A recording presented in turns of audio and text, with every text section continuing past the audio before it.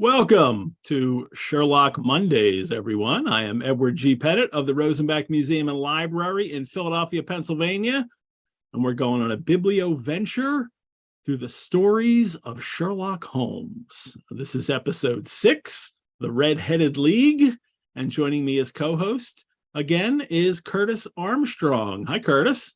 Hey there. How you doing? I am great. It is great to have you back live this time. We had to record last time. Right. Maybe we'll even get a question or two in on the live chat. That would be tremendous. All righty. Well, what Curtis and I will be doing, everyone, is on Sherlock Mondays for 30 weeks.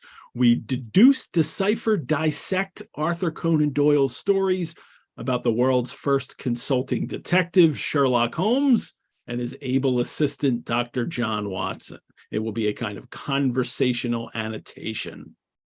And if you're watching live right now, please like and subscribe to these videos and have fun in the live chat during the show. If you are watching the recording, please also like and subscribe to the videos. Sherlock Mondays is also an audio podcast now, and thanks to all you podcast listeners. And I would ask everyone to please consider making a donation to the Rosenbach. If you've already donated or joined as a member, thank you. That's really how we get to do this show for free, because of your support for the Rosenbach. So if you've not already donated or become a member, I invite you to do so. And you can find out that info at our website. Well, heck, before we even get into things, Curtis, let me tell everybody about my drink this week. I'm drinking every show features a Sher-locktail designed by one of our co-hosts, Mary Alcaro, and this is the Jabez Wilson. It is a ginger-forward drink for Holmes's most famous red-headed client, gin Campari ginger ale. It's just delicious. It's just one of those delicious drinks that you could just keep sipping on all night. So we'll hope I don't. I would actually have that drink because I thought I had Campari, and it turns out I didn't. That's the only reason I'm not sipping on one myself, because it sounds awesome. Campari is a kind of standard in my house. I'm kind of, but.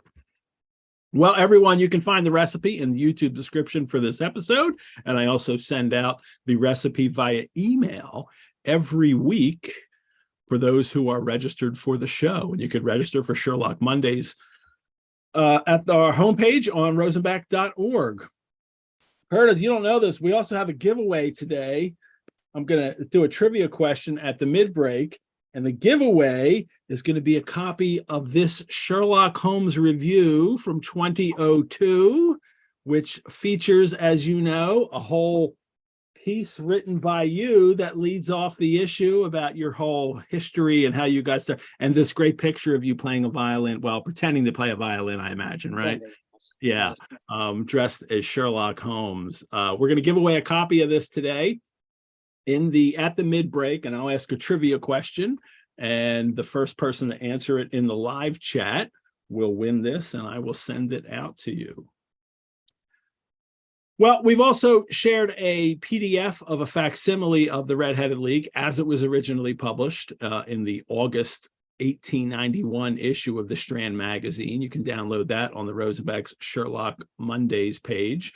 But before we get started, welcome back to you, Curtis. And as well, let me just get your take on just how these stories have begun. In that you were with me on the end of Study in Scarlet, and then there was another, then The Sign of Four, another novella, and now we're in the Strand, and this is for me the scandal last week, and this is really the beginning of Sherlock Holmes, at least for the format that we're used to and the character that we know.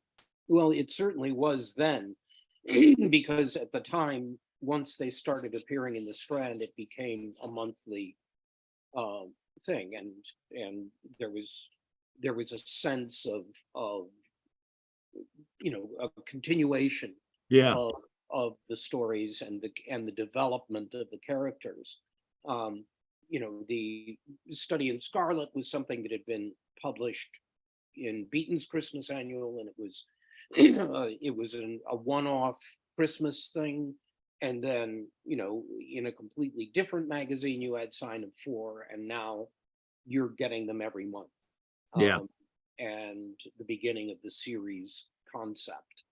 And that was what triggered, because I think, a lot of the, there are people who I think find it a lot easier to read the short stories than Study in Scarlet or Sign of Four. And, but I think that Holmes was pretty much, Athena coming full blown out of the head of Zeus in Study in Scarlet, and there were things that were different, but basically he was already there. It was, to me, it's remarkable as I go back and read and see how much of Holmes and Watson were present in those two novellas. Mm-hmm. And but then here is where it becomes really rich and continual. And to start with a failure is kind of remarkable, that he started In Scandal, yeah. In Scandal in Bohemia. And then to go to Red-Headed League, which has become, I think, arguably the most popular Sherlock Holmes story, or at least the best known, because it's been included. I know I read it when I was in school. I'd already read Sherlock Holmes, but it was in the books. Mm-hmm. It really had sort of everything going for it, in a way that Scandal in Bohemia didn't quite so much. Yeah, Scandal in Bohemia is almost comes off as he's kind of playing against type of the mystery, right? Like kind of trying to do something different with it, and in how it unfolds, and Sherlock kind of doesn't win in the end. Right. Or does win, because he gets the photograph. He wins, but it's really an interesting way to excuse me, to start it. I was thinking today that when he starts off by talking about the other day, before we investigated the problems faced by Miss Mary Sutherland, which is, of course, the next story. Yeah. We haven't heard that story yet, but it was never, that reference was left in. Yeah. So the readers of the Strand Magazine are reading Red-Headed League, and they have no idea who Miss Mary Sutherland is or what that. Now, it was already written, the Case of Identity, which is the third story. Next week's story was already there, but they published it flipped. Yeah.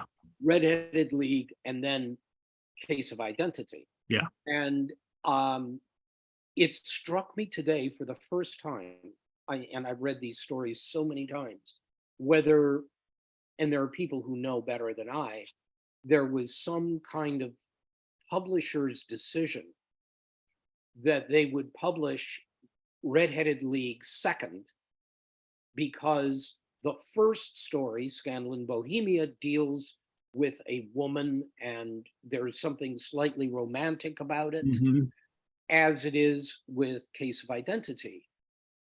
Mary Sutherland is the primary character. No spoiler. Well, we won't give any spoilers, anyone. Don't worry. So. I'm not. But my question was whether there had been a decision to flip, and to once you've had one romantic story, you then have one with people pulling guns, and there's some excitement, and it's more sort of male based, possibly. And there's an actual crime.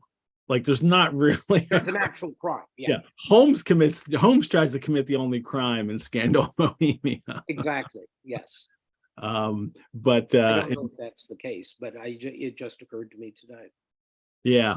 Well, this begins with, again, for anybody looking at the original issue, it's Adventures of Sherlock Holmes, Adventure 2, The Red-Headed League by A. Conan Doyle.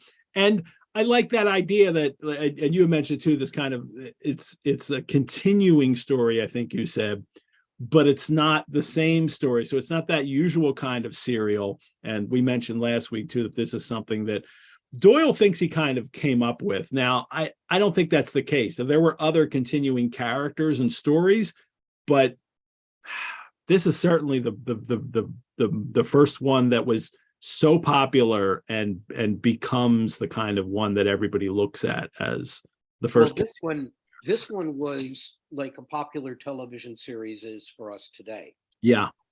There, Poe came up with recurring characters that were, in various stories, but they weren't necessarily these, bite-sized monthly installments. Yeah. There was something about it, and also the fact that it was the Strand, which, hit the ground running and was enormously popular with the reading audience. This is their first year. Yeah, it changed a lot of things, and I think Doyle probably is pretty right on that. I don't think I think that he's right because there had previously not been a method by which to do it in that way. Mm-hmm. Strand is what made that possible for him to do. Because the monthly serials had gone away. They had gone away for, perhaps, several years then, that Dickens was doing. The separately published monthly serials had gone away. That was always the idea, that you were doing monthly to do a book. And also weekly, because Dickens also published his Great Expectations, Tale of Two Cities in a weekly in a magazine. Right. They're still kind of going like long-running serials, but Adventure of the Week stories. This is, Holmes is not necessarily the first, but this is the time that begins, and what we still have. We're thrust right into it. Usually, in a Sherlock Holmes story, Watson has a kind of longer intro, like, I was walking down the street and I saw the house, and then I was thinking this, and then we have a conversation and things are happening. Here, it's just the first half of the first sentence. I had called upon my friend, Mr. Sherlock Holmes, one day in the autumn of last year and found him in deep conversation with we're like right in the case immediately, the client coming for the case. Right. Well, it does give you a sense of Holmes's life continuing without Watson. Yeah. Is the first time that's really happened. Although it does in Scandal as well. But the fact that Watson is walking into the middle of the presentation of the case is kind of an amazing choice to make. You could not possibly have come at a better time, my dear Watson. And which is a nice reminder for the reader too, that Watson is a part of this, of these cases, that Holmes immediately brings him in and says, you're a part of this, and I want you to hear this story, and let's do this. Because Watson, as we all know now, he's married and doesn't live at Baker Street. He just drops in on his friend, Sherlock Holmes. And and then we meet Mr. Wilson right away. Not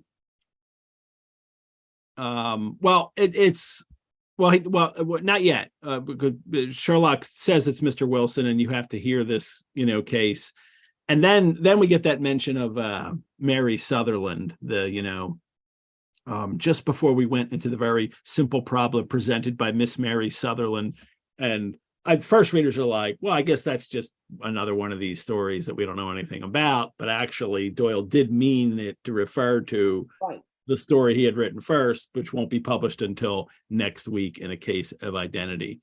I really like your theory there that they didn't want to lead with two, romantic interest stories, romantic love interest stories right off the bat.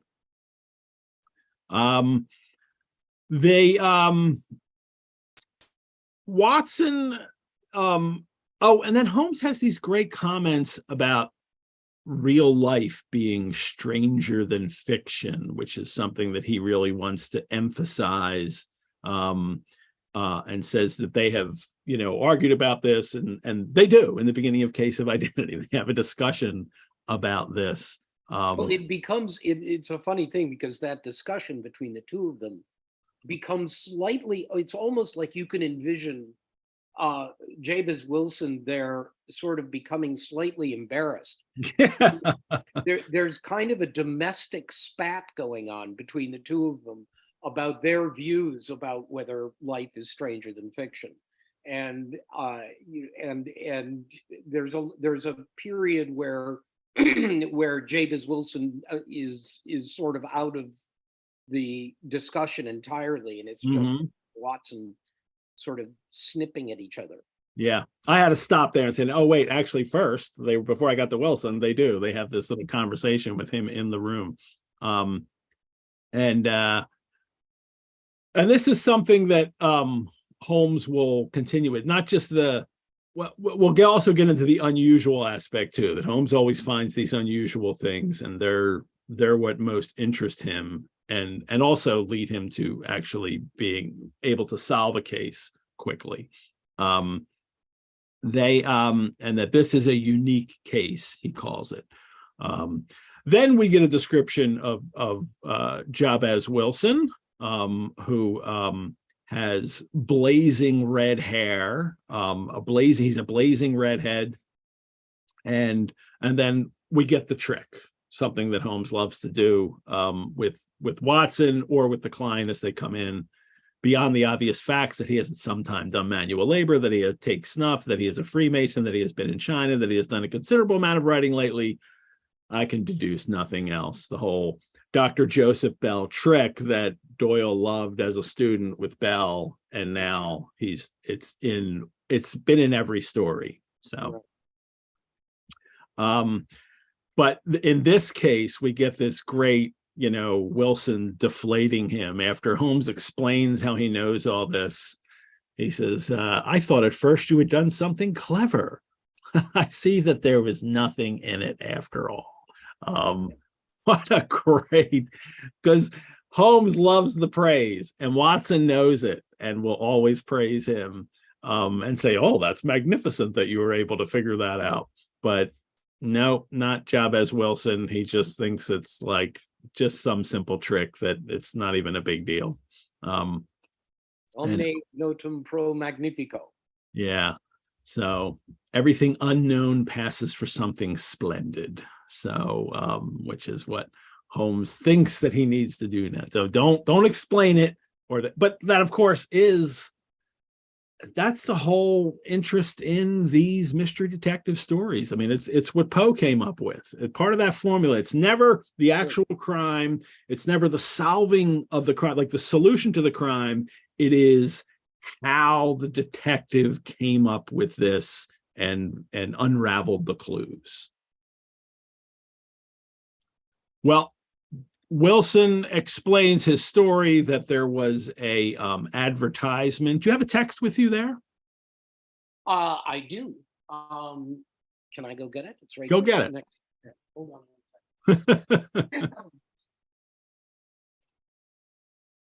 It's not the same text you're using, but this is the one I've been using. Tell people what that is. This is the new annotated Sherlock Holmes, and edited and annotated by Les Klinger. And I've got the whole series here. And it's different from the big published ones here. Right. Because this has even more annotations, right? This was like minutely done. And then when he kind of did the ones for Norton, which I'm pointing to over my shoulder here, that he kind of, made them, kind of refined them a little more, made them more popular, and took out a lot of the arcana that we love so much in Sherlock. Right. So you were asking in the Red-Headed League. Yeah, why don't you read the advertisement to the Red-Headed League? Okay. Hang on 1 second. That's the other mention. I took the paper from him and read as follows. To the Red-Headed League. On account of the bequest of the late Ezekiah Hopkins of Lebanon, Pennsylvania, USA, there is now another vacancy open, which entitles a member of the League to a salary of £4 a week for purely nominal services. All red-headed men who are sound in body and mind and above the age of 21 years are eligible. Apply in person on Monday at 11 o'clock to Duncan Ross at the offices of the League, 7 Pope's Court, Fleet Street. Doyle's come up with it. Doyle has come up with a very strange, unusual, case for this. I mean, it's not like at the end of this, if you really just explain the story to someone, it would be like, oh, well, there's nothing really that intricate in it, but it's just the coming up with that there is a red-headed league, I find to be I'm sure there must be maybe somewhere in the past an idea like this. I've never been able to track it down. It's ingenious. It requires an idiot like Jabez Wilson to fall for it. But all con games do, right? Like, and it's like, and people don't have to be an idiot to fall for a con if it is put together. And if you take Jabez Wilson's word for it, this was enormously complicated. With the whole crowd of redheaded men showing up to apply for this position. How was that even done? I mean, because there was an advertisement, and then they all believe that it's true, and then he's So yeah. Well, it's not. Yeah, I mean, it's described as purely nominal services in the ad. It's only when he gets the job that he finds out what the actual nominal services are. Yeah. And that's kind of unbelievable, but whatever. I would have applied if I'm, like, wow, little work just because I have red hair. Yeah, maybe. If there's a white bearded, league out there, I'll say, okay, what do I have to do to be in your white bearded league? Yeah. Well, one of the things that they talk about in the annotations here is how all of these men wound up being able to take the time off of their current jobs to show up for this interview. And Dorothy Sayers proposes that this actually took place during the August. I mean, that gets into the whole date issue. The August bank holiday, which meant that all of these men would be off work anyway, and they would be able to flood Pope's Creek. Yeah. Pope's Court. Yeah. To do that. I mean, perhaps redheaded men aren't as well employed in Victorian London. So maybe. There is a date here, and this is problematic. We're not going to get into chronology, I promise you, people. But the article is dated April 27th, 1890 for the advertisement, and then that doesn't work at all with later dates and times. It's October when he finishes, and it's like, yeah, that's not 8 weeks, and all. Won't. You know what? If you go through this book and you go through the annotations following the dates, it's dazzling how confused it all is. I mean, within the story itself, it's not, people, struggle to come up with excuses. Why August? Well, it was actually, why April and then it's written August? Well, it was maybe written badly, and April and August look similar, and all the, it just is, it's funny because it's a story that has so much rich stuff in it. And there are so many stumbling blocks just within the story itself that it's kind of funny that such a memorable, famous story should have so many mistakes in it. Yeah. Holmes asks, so the story is that Wilson is a pawnbroker. He has a business at Coburg Square, and he has an assistant who's willing to work for only half wages to learn the business. His name is Vincent Spaulding. Here's a little, obscure, annotation here. Holmes says, you seem most fortunate in having an employee who comes under the full market price. And he uses the French word, it's employe, with an accent on it. And at first I was like, well, that's like Holmes is just like, use a fancy word, like I'll use the French word. But I did research it and found out that even though employee, the usual English word, had been in use for most of the 19th century, I looked at the word frequency chart of it, and the word employee doesn't take off to the 1890s. So it wouldn't be unusual at all for people to use employee at the time. But Vincent Spaulding, the employee, is also spends a lot of time in the cellar of the pawnbrokers, developing pictures. He's an amateur photographer. He likes to get down to the cellar to take his pictures, and he is the one that has brought the whole, advertisement to Wilson's notice. And this is the con. That is, Vincent Spaulding, whose name we'll find out at the end of the story. Well, actually, towards the end, as they've set this up, and this is the first, moment of, these are the things that they have to do to make this work. Well, first, actually, not the first thing. First thing, he has to get the job, and he's willing to take the job because it's only half wages. Who's not going to hire him if he's going to work for half the money? And then he has to sell it to Wilson. A long con. Yeah, and he's so. I mean, not unlike long con movies like The Sting and those kinds of things where they've got a bunch of people who are really working this out in detail. He tells them, that's interesting. You bring that up because, like The Sting, that involved. Remember, in The Sting, it involved a mass of people that they had in order to play this guy, to suck him in. They had that whole room full of people. Much like Holmes did in Scandal in Bohemia when he loads her front street, a scissors, a knife grinder and a sharpener and a couple of soldiers and a whole crowd, and they're all hired by Holmes to stay.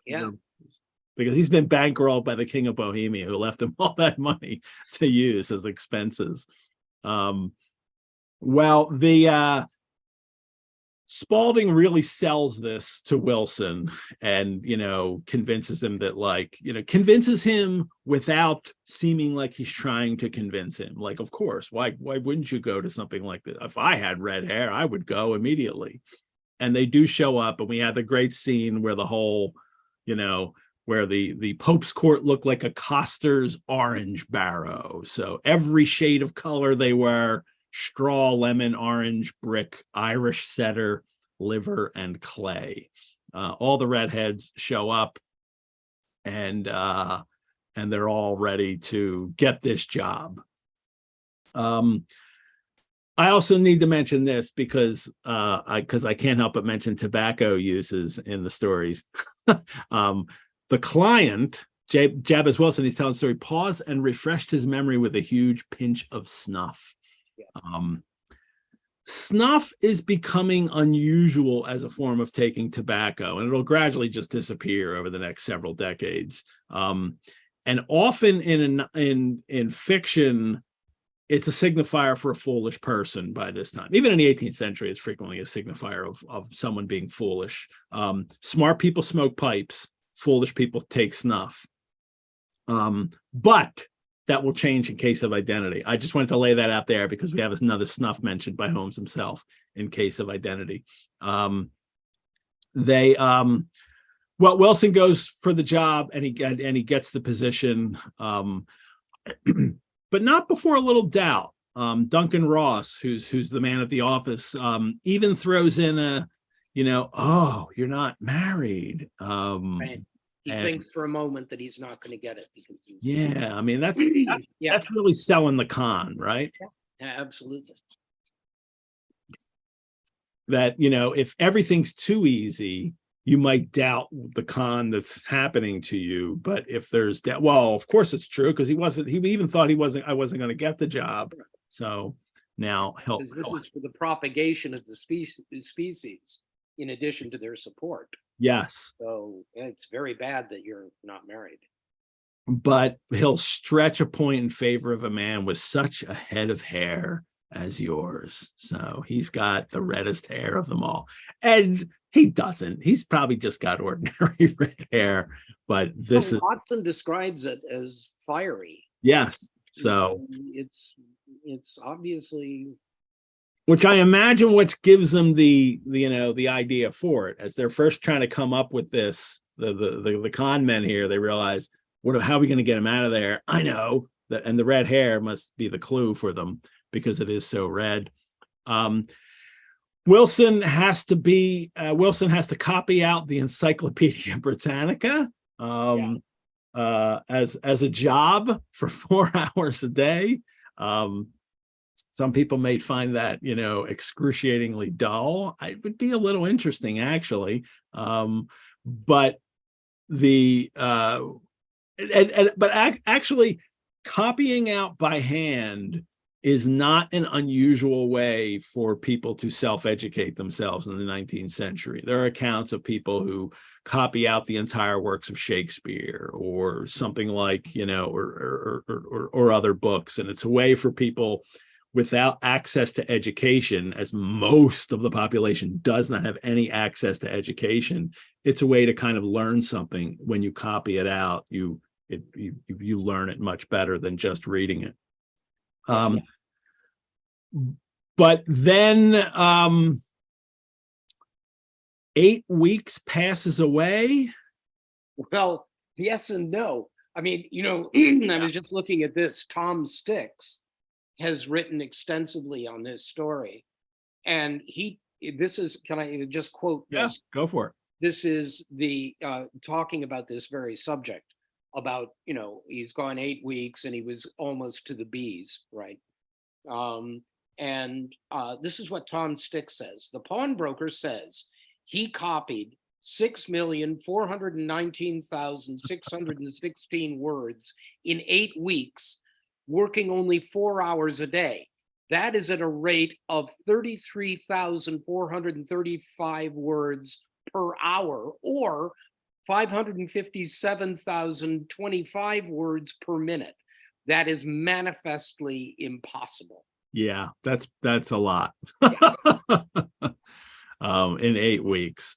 And then he shows up and the Redhead League is dissolved, but the date on the notice on the door is October 9, 1890. Yeah, so yeah. That would be more realistic if it took that long, however many weeks that is, to write out all of, the thing. And maybe Doyle's even thinking that and hadn't noticed he had that, April date earlier. But he also has the 8 weeks. So it's like none of that fits. That's okay. It's interesting that I'd love to, and I'll ask, and I'm sure the answer is, I had no idea. The first time you read a story like this, for someone, I'll ask people this. It's like, do you notice any of it? No, I can't imagine that most people notice those discrepancies when they're reading a story like this, because it's just like the con. You're leading people to focus on other aspects of the story. They're not going to notice these little details.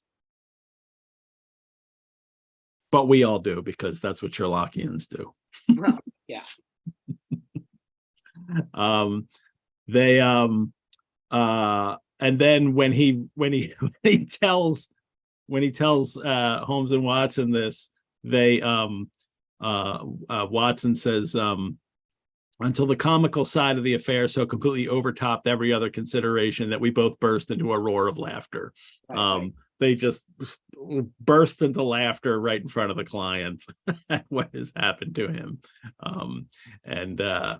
he doesn't like that. Clearly, he's annoyed, but Holmes placates him, and he's like, I wouldn't miss your case for the world. He says it's most refreshingly unusual, but there is, if you will excuse me saying so, something just a little funny about it. So, and then that's a great moment in the Jeremy Brett version, when they laugh. But before then, there's shots of them looking at each other as he's telling the story, and they're starting to hold in their laughter at what he's going through. He discovers that Wilson discovers that the name of Duncan Ross was not the name of the person who rented the office, that it was William Morris. It would be funny if then he thought it was the actual, painter, writer, designer, William Morris. But he's a solicitor, and then he's moved into other offices, and he goes to the other office, and at that address was a manufactory of artificial kneecaps. I mean, there's definitely a mean quality or mischievous, let's say, quality to William Morris, or whatever his name is. Mm-hmm. That this is the address they give him, is artificial kneecap factory. Somebody mentioned this on our Facebook group, which you could all join, Sherlock Mondays on Facebook, and how hilarious this seems. And it does seem really bizarre to us that a manufactory of artificial kneecaps. But it is, I did a little research, and I found out that because they didn't do surgery to replace your kneecap. Nothing like that is going on. That's not what it is. Artificial kneecaps were literally just kind of like compression sleeves that you would put over your knee to give support to your knee when you were having issues with it. And I found advertisements for them, and they're along with other kind of elastic, things for other parts of the body. It probably wouldn't have seemed that unusual to his audience, but I mean, there's something though. Yes. But yeah, I mean, it's not that the artificial kneecaps are by themselves unusual. It's the fact that that's where the guy winds. He knows he's going to get followed. Yeah. This is the address he uses, artificial kneecaps. Yeah. I mean, that is funny. And I think deliberately funny. Well, Holmes asks him to describe his assistant who works for half wages, Vincent Spaulding. And he's very precise, small, stout built, very quick in his ways, no hair on his face, though he's not short of 30, and has a white splash of acid upon his forehead. And then Holmes perks up and then asks, were his ears pierced? And clearly Holmes knows who this is by the description, there's a distinctive scar. He has from a splash of acid on his head. And then Holmes just says, I'll clear this up by Monday. Today's Saturday. I'll let you know on Monday. That sends Wilson on his way, which must be, again, just an unusual, quirk of Holmes to just don't worry about it. I'll figure it all out then. And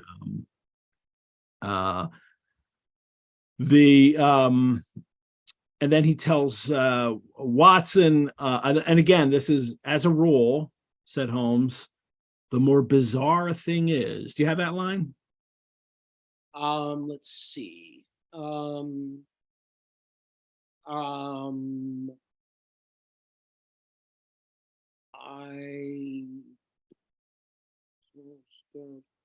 this is after that. Yeah.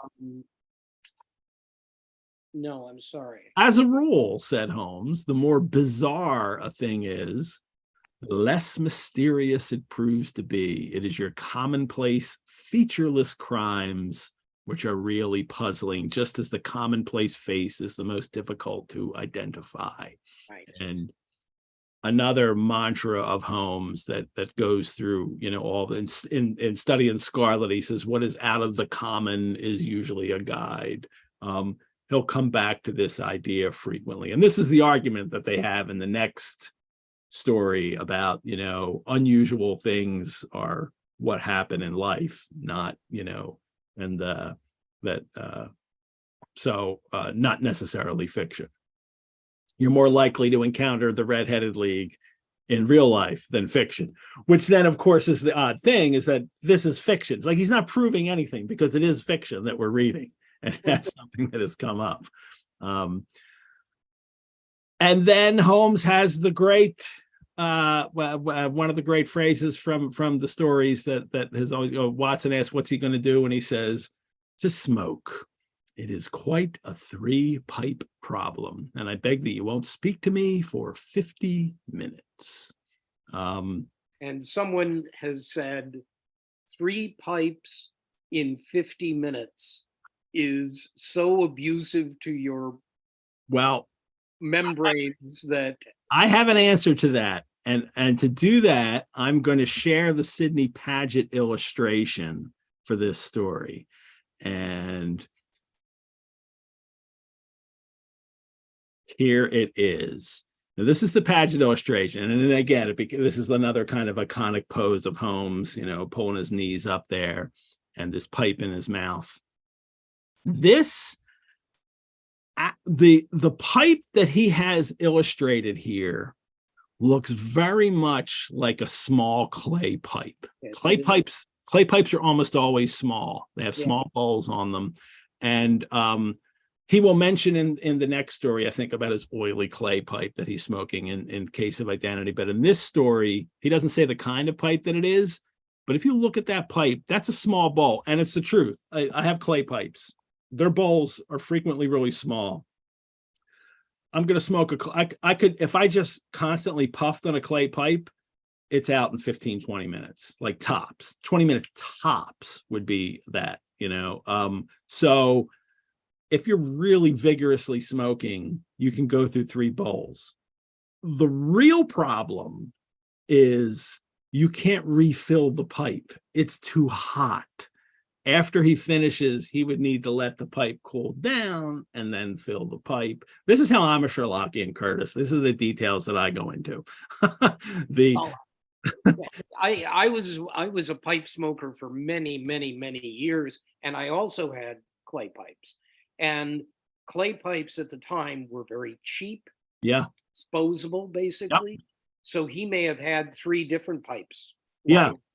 There would have needed to be multiple pipes, but 50 minutes, in a small bowl, that's not that much of a thing. No, it isn't impossible. But what the person, this is R.D. Shelbrook Walker, writes in Holmes, Watson, and Tobacco, that is not a feat. It was a monstrous abuse of the membrane of the nose and throat. So, not that it couldn't be done, just that it shouldn't. Well, the Doyle description that Paget has illustrated there is he curled himself up in his chair with his knees drawn up to his hawk-like nose, and there he sat with his eyes closed and his black clay. Oh, no, it is a black clay pipe. I'm sorry. So it is that in this.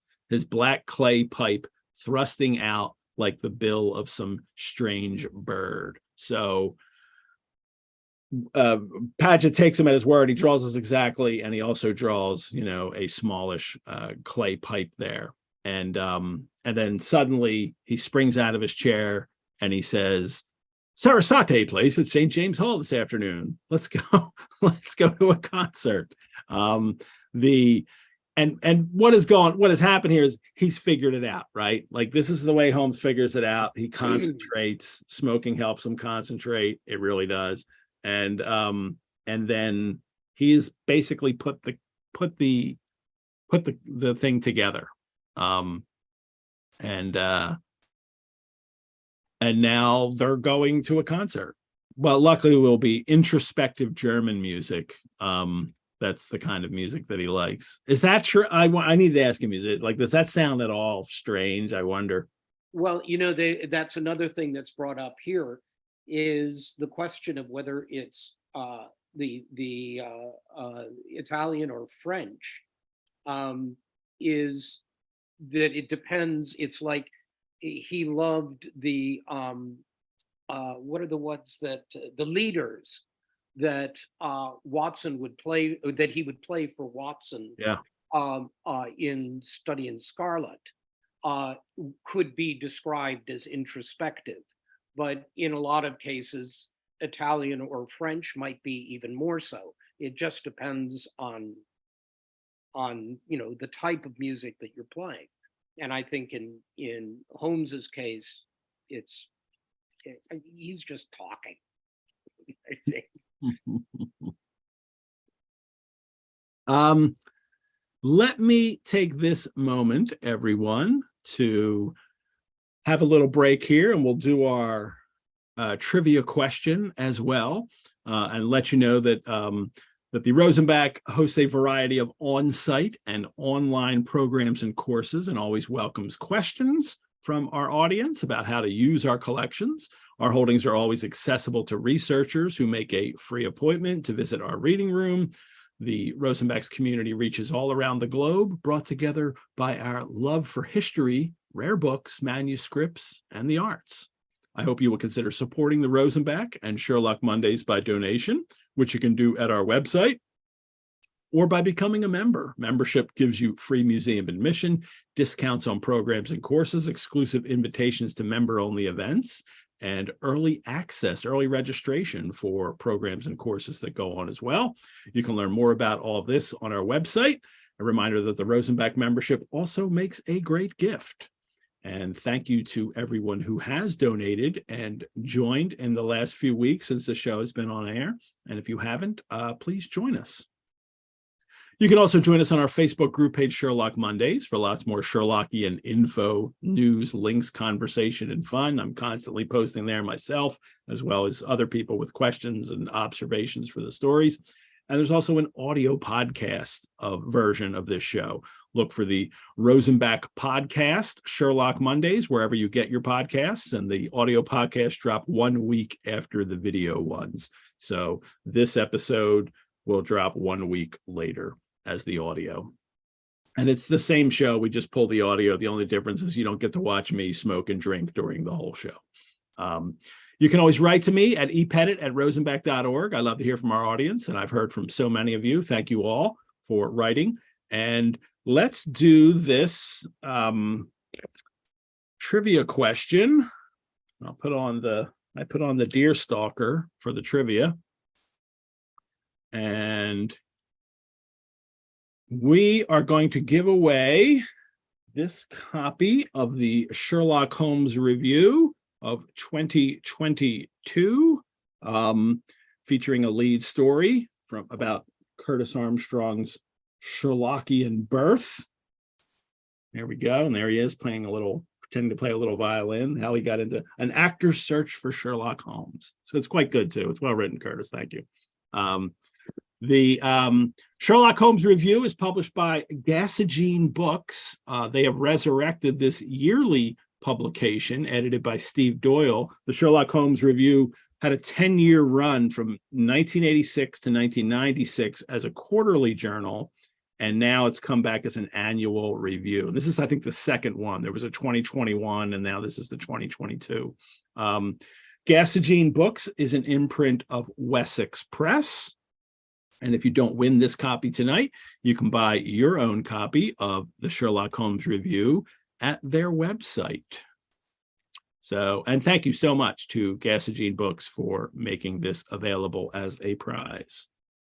The first person who answers this in the live chat will win it, and then I will ask you to send me. Well, that's after you do. So this isn't even a hard one. So don't say it out loud, Curtis.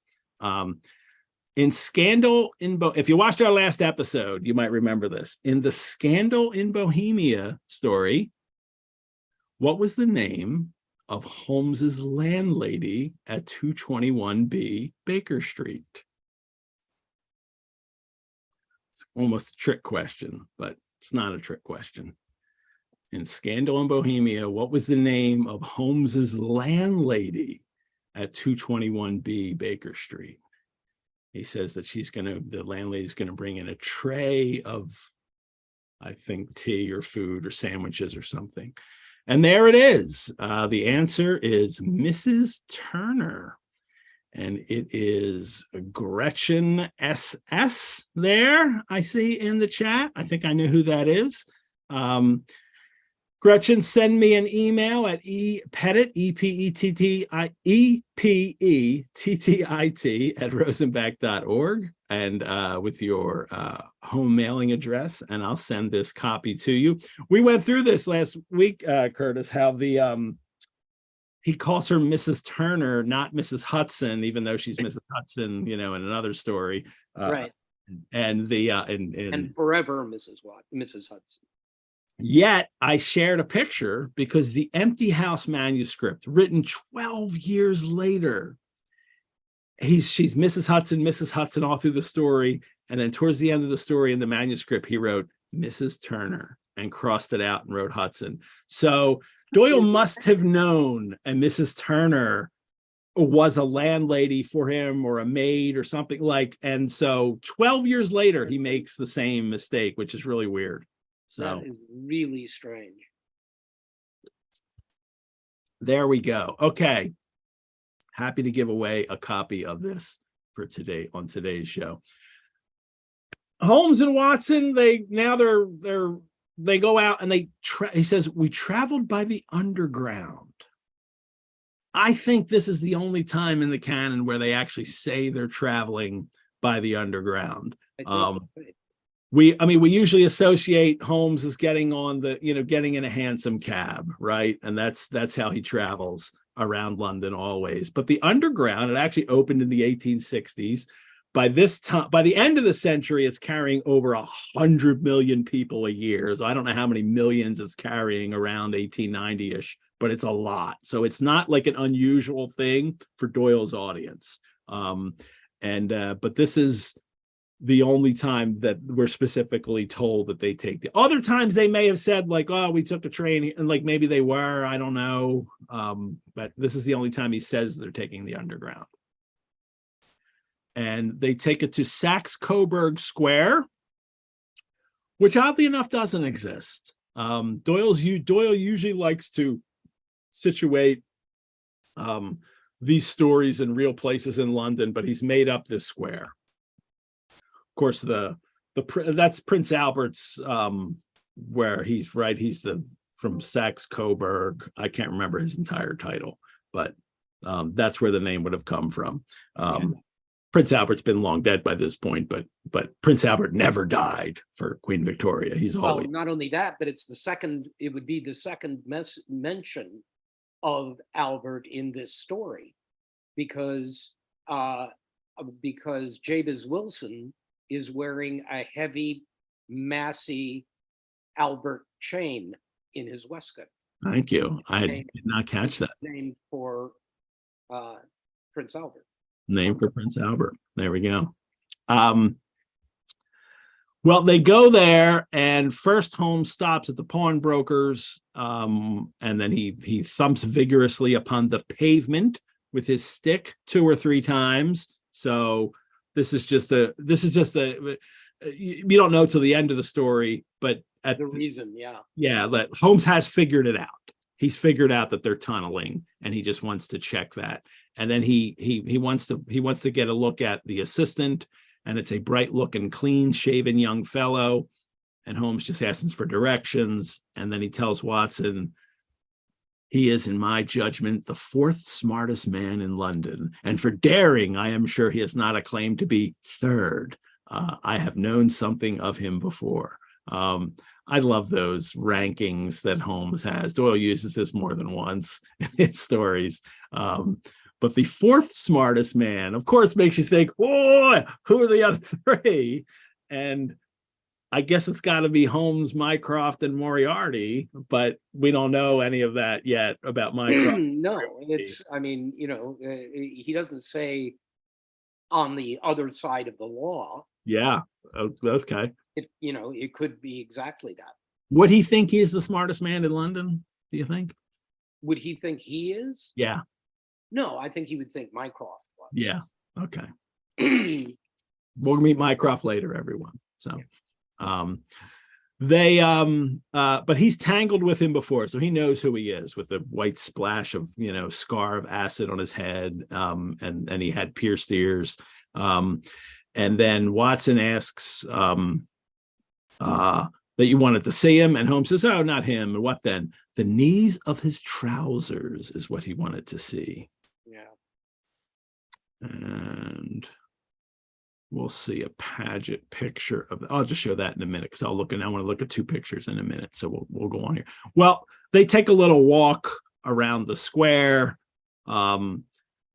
There's a tobacconist, a newspaper shop, the city branch of the branch of the City and Suburban Bank, a vegetarian restaurant. Someone had noticed that was an unusual thing. And then I also saw in, I don't know if it was the Michael Sims book on Holmes or the Andrew Lycett, that George Nunes, the publisher of the Strand, owned a vegetarian restaurant. Oh, really? At some point, yeah. So I wonder if Doyle, it's a little Doyle thing saying, throwing that in there. Because they're not that usual then as they are now. And then they, okay, Watson, we're done. I've seen everything. Now let's go have a sandwich and a cup of coffee and off to the concert. Holmes is very just like this. It's like, what an easy life. I've figured it out. Now I'm just making sure of all the details.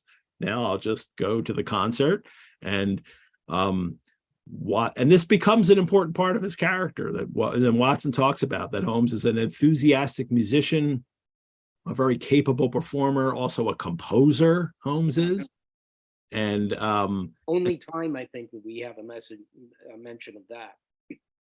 And he gives him and he also goes into this.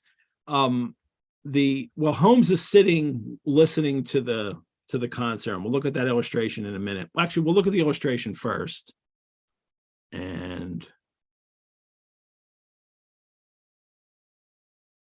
there's two illustrations by Paget. These are the last two we'll look at here. This is when Holmes and Watson come up to Jabez Wilson's, pawn shop in the same area. You can just see a different shading here. I'm sure in a live picture, it's even more noticeable. The knees of his trousers.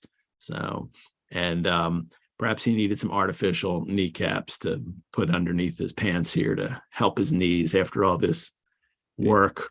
And then here's the picture of Holmes. This I find so unusual that, like, if you just showed this to someone out of the blue, I don't think they would guess that this is Sherlock Holmes. That look of kind of ecstatic joy, that he's somewhere else look, but it's happy.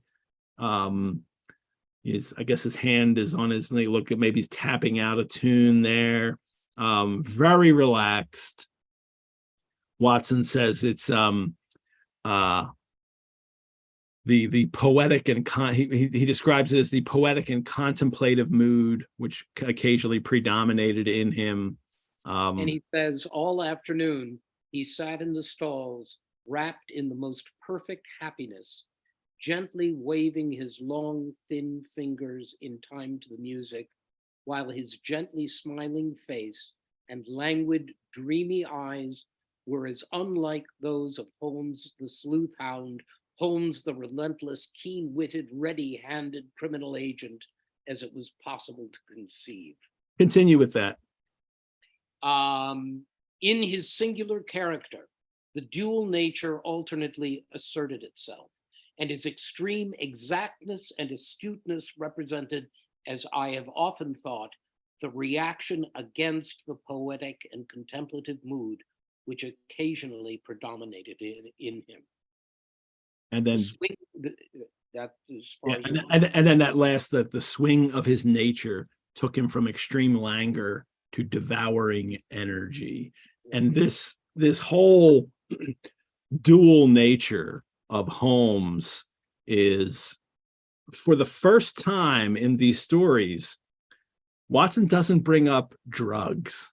And I think, he's now, Doyle's maybe getting away from, because he has described them as so bohemian and he's always doing drugs, and he mentioned some drug-induced dreams and scandal, and clearly in Sign too, he's really emphasized it. But that's not part of this description here. Here it is purely Holmes's, own moods that he can do, that he can, apparently, why would he ever need drugs if he could go and do the music thing, right? Because this seems to be what he's saying here that he needs now. This is the balance that he needs in his life.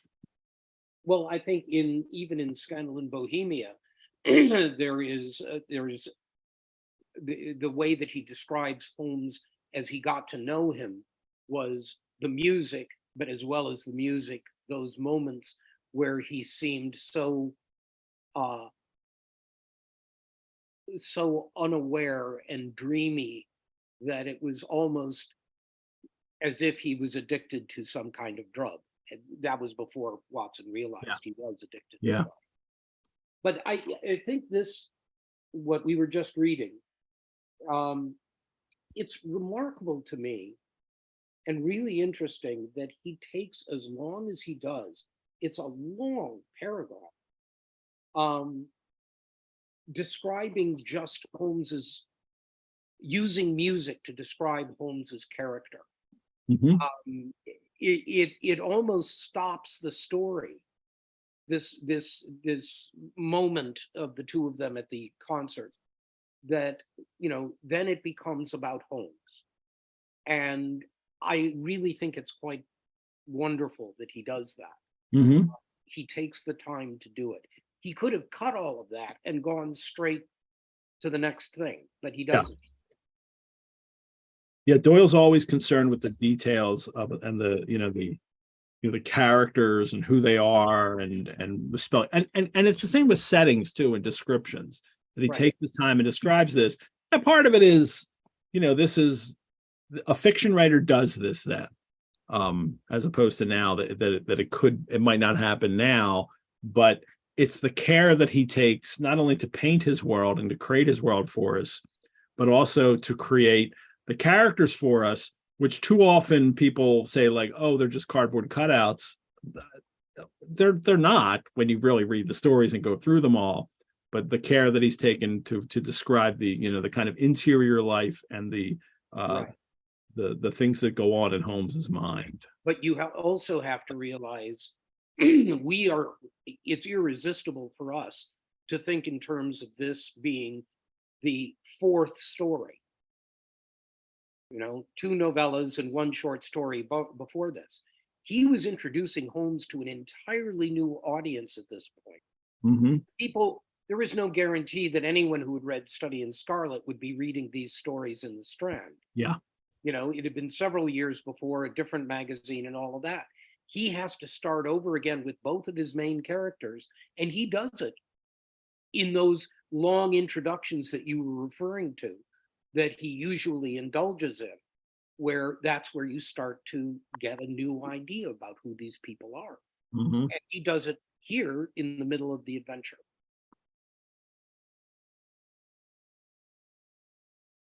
Now where he tells Holmes tells Watson to be at Baker Street at 10, which is just a little reminder that Watson doesn't live there. He's married. But he also says to bring your army revolver, that this could be a dangerous thing. And that's a nice little reminder for the readers that, maybe there's some he's just gone to this concert. He's figured everything out, but this could be a very dangerous thing. Watson, of course, can't figure out the case. And we seem to get this period in all the stories where then Watson will come up with almost like a recap of like what's gone on and why it's unusual.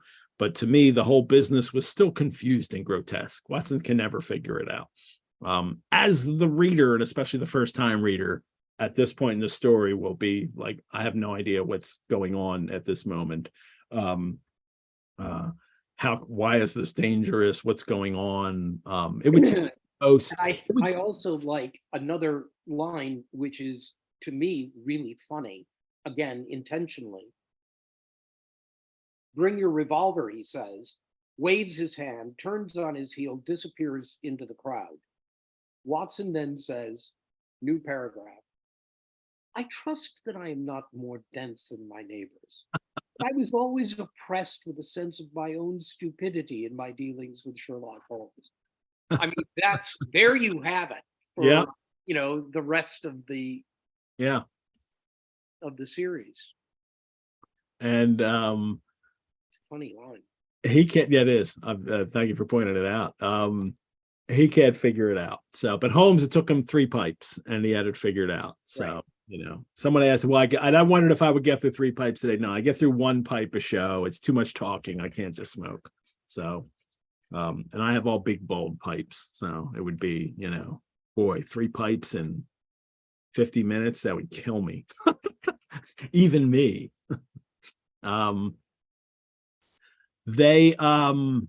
Watson shows up, and also there is Peter Jones, the official police agent, who then and department store. Yeah, and that who then mentions all these things about sign of 4, having a dog, and then the Sholto murder, the Agar treasure. It's clearly Athelney Jones, right? The sign of 4. Doyle doesn't care about those names, as we will continue to see all throughout the stories. Right. Mrs. Turner. The first was Mrs. Turner. Now it's Athelney Jones. Is now Peter Jones, and we'll come up with another one in a story soon. They're also there with with Mr. Merriweather, who is the bank director, and he is a little upset that he says, I confess that I miss my rubber. It is the first Saturday night for 27 years. That's a long time that I have not had my rubber.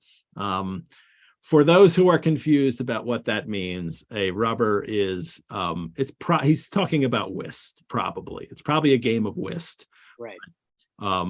A rubber is generally defined, and I'll give you Johnson's dictionary definition of it, as a game, a contest, 2 games out of 3. That's how Rob Johnson describes a rubber. It eventually comes to be used for just card games in general. People just referred to a card game as a rubber. It meant 2 games out of 3 now, and now it's either used for a card game in general or for the deciding game. Is frequently used for. The rubber game is the one that decides the overall winner. So probably whist is what he's referring to. And Holmes tells Watson that it is John Clay that they're after. John Clay is the 4th smartest man. He is, this is Jones now. Jones says John Clay is a murderer, thief, smasher, and forger. A smasher is somebody who, what's that? Counterfeiter. Yes. So the forger is I think a smasher is somebody who then passes the notes on to someone. Right. Passes counterfeit coin. Yeah, passes, and then he's a young man at the head of his profession. I like that they call it the head of his profession. His profession being murdering, stealing, smashing, and forging. And Jones would have his bracelets on him. He would rather have his bracelets on him than any criminal in London. His grandfather was a royal duke, and he himself has been to Eton and Oxford. His brain is as cunning as his fingers. He'll crack a crib in Scotland one week and be raising money to build an orphanage in Cornwall the next. And he's never set eyes on him. I mean, for this sounds like the greatest criminal in London is what it sounds like. That this is sounds a little like Charles Augustus Milverton. Now that you read that, interesting, a future story. But yeah. Every now and then Doyle, and it's not always, is surprisingly, it's every now and then Doyle sets up this criminal character as this like great mastermind that no one can beat, and then Holmes, of course, will defeat them. But it makes me want more John Clay. Like can I have John Clay stories now? Because Holmes says that he has had 1 or 2 little turns with him, and he says, I agree that he's the head of his profession, but we get nothing else. Like what are those cases? Because clearly you didn't solve them because Clay's still out there. And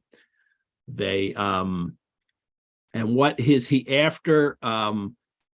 They go, they go to the bank, and then they go in the basement of the bank where the vault is.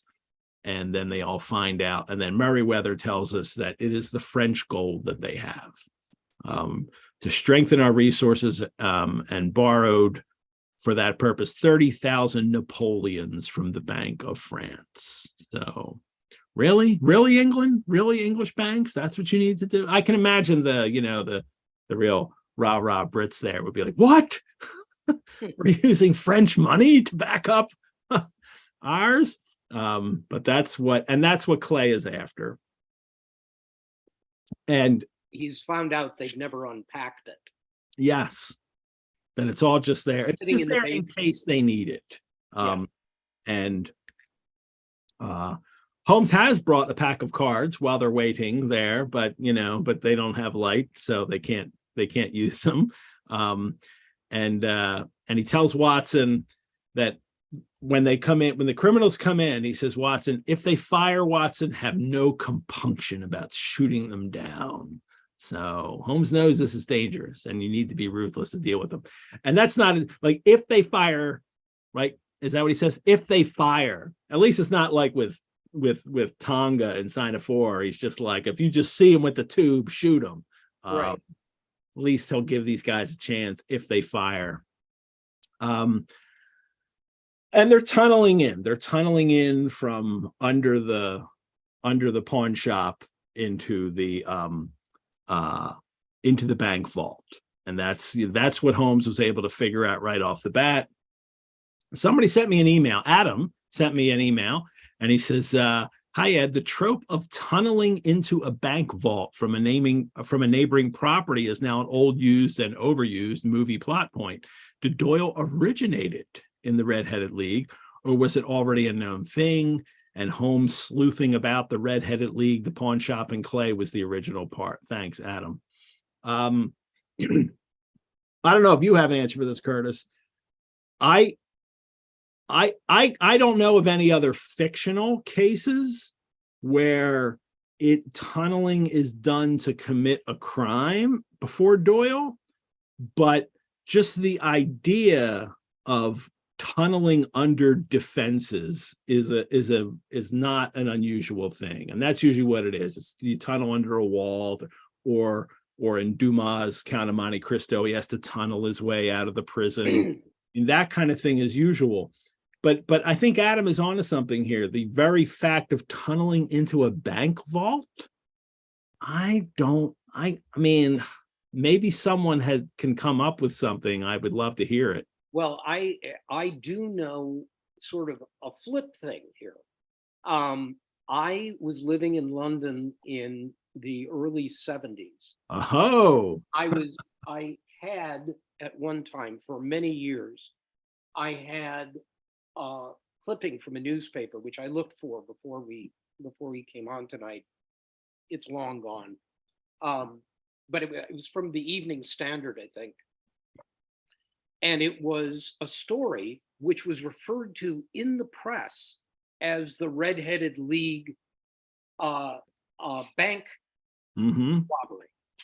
And the people, and I remember the bank being in Baker Street. It was. Which may not be true. It was a Lloyd's Bank on Baker Street, a Lloyd's Bank. I'm not even sure about it being in Baker Street, but it was a bank in London, and the criminals funneled their way into the bank and robbed it. Yeah. And it was referred to in the press as the Red-Headed League burglary. Well, the one criminal, this is 1971, and one of the criminals said that he did get the idea from the Red-Headed League. And they rented a shop like a couple doors down from the bank, and they tunneled 40 feet, and they came up in the vault, and then they stole safety deposit boxes, and they wound up getting, nobody's even sure how much they got, but they think it was valued in property. It was probably over £1 million. It could have been as high as £4 million. But they all got caught anyway. One of the guys dimed them out, and they all got caught. And but it was quite thrilling to see it referred to that way. I know, and it's even if we can't find a story before this, it's utterly fascinating that someone actually used this as a template for. Yeah, I have a friend Duane Swierczynski, who writes mostly crime fiction, but at one time he wrote a book on like kind of like a fun book on bank robbery and like kind of like the history of bank robbing. And at one point there was a bank robber who got caught, and they found the receipt in his car or something for Duane Swierczynski's book about bank robbing. And he was like, oh really? Yeah, that this guy had actually bought the book to help him plan his bank robbing, but he got caught, so it didn't really help him. No. Yeah. So I don't know whether or not there are any stories. It's just that the idea itself of tunneling under defenses isn't unusual, but I would love to know, because I mean, crime fiction is not that old. Of course, you have stories about crimes from way back. I mean, Oedipus Rex is about a crime, right? So there's always stories where criminal things happen, but specifically robbing somebody especially of money, that would be it'd be unusual to find something before the 18th century. And I don't know if anything out there exists, although I'm really going to research. I wouldn't know. Could be in a true crime account, even, in some broadside somewhere or some kind of. I'm just going to plug in my computer here because I'm running out of power. So carry on. All righty. Well, we don't want your power to turn off just as we're finishing up the story, because a dark lantern won't help you, and that is what Holmes gets out here. They or Mr. Merriweather has a dark lantern, which is just this kind of, sometimes they had candles, but it's usually a oil lamp that you could put the thing over, and it goes completely dark, like light doesn't leak out at other places. And they're going to wait for the criminals to come up where they're tunneling, and they finally do. A gash seemed to open, and a hand appeared, a white, almost womanly hand. Why is it womanly? Well, it's because he doesn't usually do hard labor, because he's this kind of lord's son who went to Eton and Oxford. And the hand comes up, and then then they come out, and they move the square, the stone, and then over the edge there peeped a clean-cut boyish face, and then Holmes jumps for them, and then Clay says, "Great Scott, jump, Archie, jump, and I'll swing for it." I don't know what he means here, and I've read other accounts too, and nobody can seem. Is he saying, "You get away, I'll take the rap and swing," meaning I'll literally be hung for it? Or it's in the swing being the slang for I'll be hung. Right. I had always taken it as, when I first read the story, I had always taken it as I'll swing down, jump, I'll swing after, but it is unusual. Yeah. And Holmes springs out and seizes the intruder by the collar, and he's got his hunting crop, which again comes up in Case of Identity, which I had forgotten until today. So we'll get to Holmes and his whip hand, which he apparently likes to use. Yeah. For 2 stories in a row, and he comes down on the man's wrist, and the pistol clinked upon the stone floor, and he literally collars John Clay because he seized him by the collar. So the criminal has been collared, and Clay is polite about it. "Oh, indeed, you seem to have done the thing very completely. I must compliment you." I must compliment you. I remember this so well, this scene, when I was young and bought the Basil Rathbone vinyl. Oh, is the Red-Headed League on that? And Red-Headed League is one of them. And his voice for John Clay was just gorgeous. And it was that, "I beg you not to touch me with your filthy hands." It was that sort of thing, As he says to Jones, yeah, he doesn't like the cop touching him. Doesn't like the cop touching him. Yeah, he's better than that. He's a lord's son, and even though he's just a bank robbing criminal here, I have to get those they're wonderful. Rathbone I have a Cadman collection actually, and I have other Rathbones, but I don't have that. I don't have the Sherlock ones. I have to find those on vinyl. I'm sure I could find it on digital or whatever. That's not the fun part. I want to find them on vinyl.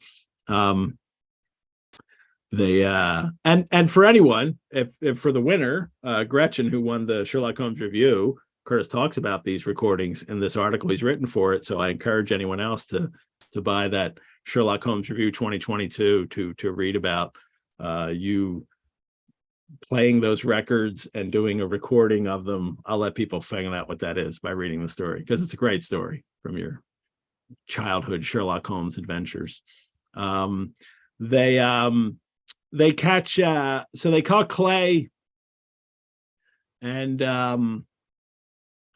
they march him off. And Holmes says, I have had one or two little scores of my own to settle with Mr. John Clay. I have been at some small expense over this matter, which I shall expect the bank to refund. But beyond that, I am amply repaid by having an experience which in many ways unique, and by hearing the very remarkable narrative of the Red-Headed League. It's like wrapping up the story for Watson before the story is wrapped up. But he'll accept payment, but his real payment is the uniqueness of the case, is what he's saying. It saved me from ennui. Yes, and then it is how he gets from being suffering from ennui. Yes. Well, before that, he says, Watson, when they get back, he's like, how'd you guess the motive? And Holmes says, had there been women in the house, meaning the pawnbrokers, and then there's just a maid that didn't count. He says, had there been women in the house, I should have suspected a mere vulgar intrigue, but it wasn't a romance thing going on. And then it was the seller that had Holmes explains the trick. And that he wanted to see the knees of Clay, so when he tells Watson, you will have remarked how worn, wrinkled, and stained they were, because he's on his knees digging the tunnel for, however long it was. In the Baker Street robbery in 1971, it was 40 feet. And it could have been even longer than that. I don't know. And it took them at least 8 weeks to do, if not longer. I mean, Wilson says it's 8 weeks, but it's like then it's the date discrepancy. Yeah. You don't know. So it was a long time digging. What they did with the dirt, we don't know. I guess Wilson never goes into the basement. Or they could have, taken it out and sprinkled it on the street outside, so unlikely. I'm thinking the Great Escape, so in their trouser cuffs. I don't think so. They but then Holmes at the end here, why don't you read the end here? It saved me from ennui to the end. Actually, you reasoned it out beautifully. Start from there. It saved me from ennui, he answered, yawning. Alas, I already feel it closing in upon me. My life is spent in one long effort to escape the commonplaces of existence. These little problems help me to do so. And you are the benefactor of the race, said I. He shrugged his shoulders. Well, perhaps after all it is of some little use, he remarked. L'homme c'est rien, l'ouvre c'est tout, as Gustave Flaubert wrote to Georges Sand, which is not correct. The quote is the man is nothing, the work is everything. Yes. L'homme n'est rien, l'ouvre tout is the exact quote. So Doyle gets the quote a little wrong there, but right. Meaning that he probably had that quote in his head and then put it down there. Yeah. It's not a great quote to end this story, but it's better than the other ones we've had in Study in Scarlet. Like Roman miser. Yeah. But Doyle does this every single story. Yeah, it's weird. With this foreign quote. I think Scandal didn't. But it's the other two did. Study and Sign. The next one will. Doyle loves this. Is this his way of telling people I'm a literary writer? Maybe, I don't know. He loves to name drop other artists, other writers. Holmes will do this frequently. Like, we've already dealt with the fact that the thing in the very first story in Study in Scarlet, where Watson says Holmes doesn't know anything about literature or anything except what he's interested in. Doyle's already done away with that. Now Holmes is a polymath, and Holmes knows everything, and he wants to know everything, and he's constantly quoting writers and well, is it in Sign of the Four that Holmes recommends this book? Is that Good Man? There you go. Winwood Reade. So even as early as that, he's talking. He goes off on these tangents where he starts talking about, read this book. It's one of the most remarkable ever penned. You're just like Holmes. You're pulling Winwood Reade off the shelf. Like, yes, of course, Winwood Reade. Well, I've always wanted to read. Have you read it? I have not, but what I love about this copy is that it was signed by Vincent Starrett. Ooh. And so it was originally in his collection. So I'll read it eventually. The great Sherlockian Vincent Starrett, who wrote The Private Life of Sherlock Holmes and responsible for really a lot of the early, Sherlock Holmes kind of game playing and establishing that Holmes is a real life character.